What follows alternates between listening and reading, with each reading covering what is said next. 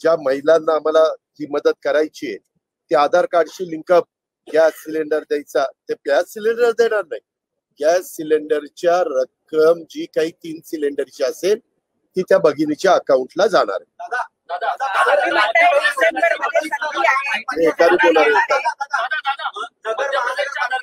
नगर महानगरपालिकेचे आयुक्त संतोष जावळे 9,30,000ची लाचची मागणी करतात, 8 लाखाची मागणी करतात.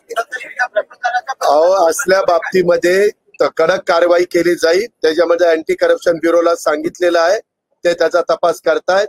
त्याच्या संदर्भात विश्वास नांगरे पाटलांशी आमचं बोलणं झालेलं आहे. त्यांची टीम तिथे गेली, बाकीच्यांच्याकडनं पण माहिती घेतायत. असे कुणाच्याही प्रकारचे लाड पुरवले जाणार नाही. जे चुकीचं करेल, जे भ्रष्टाचार करतील त्यांच्यावर ऍक्शन घेतली जाईल.